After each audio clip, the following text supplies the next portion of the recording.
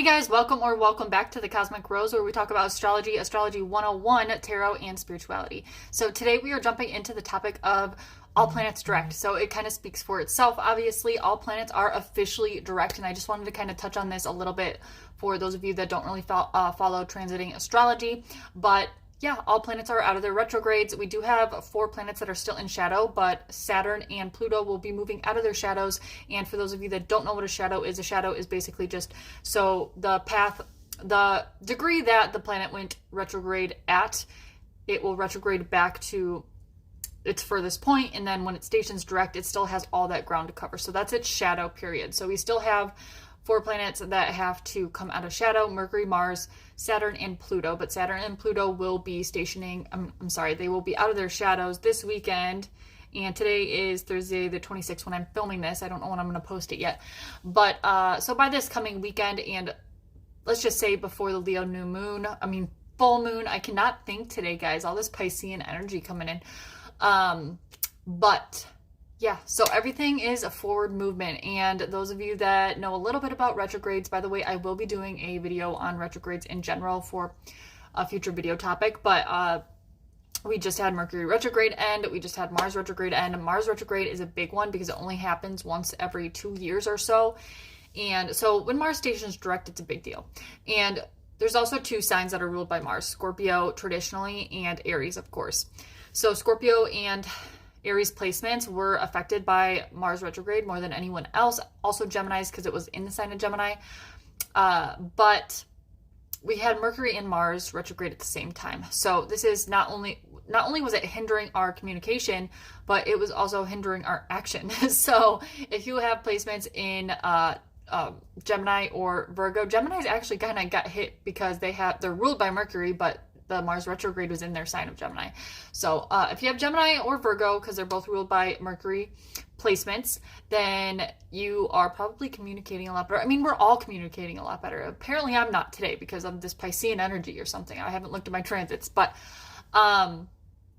if you have Scorpio or Aries placements, you can actually see the efforts that you're putting into things coming to fruition. It's like, I am a Scorpio rising, and I noticed that no matter how hard I was working at something during the retrograde period, I wasn't seeing tangible results. I'm like, I wanted to rip my hair out. So everything is direct, and the retrogrades aren't just for who's ruling planets they are. It's for everyone as a collective, especially because this was a year that we had just back since September.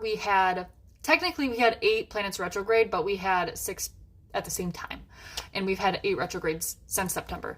And that's a lot. We haven't had that many planets retrograde at one time. I think it's been since the 40s or something like that.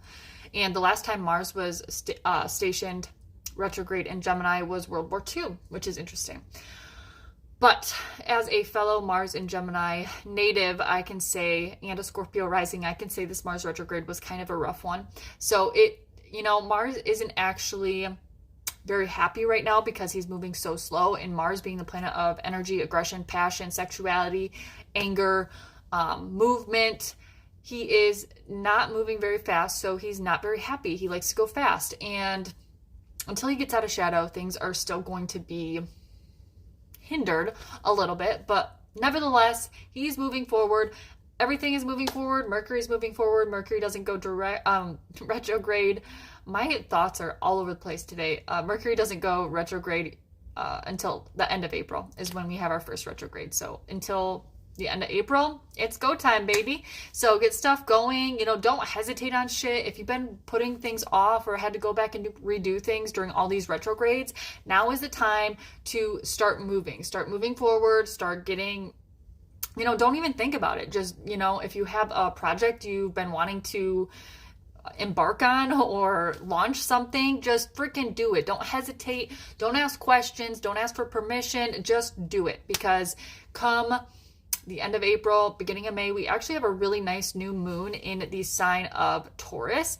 And this is going to be the tipping point of eclipse season. And not only that, we also have Pluto and Saturn both moving signs. Pluto moving signs is huge.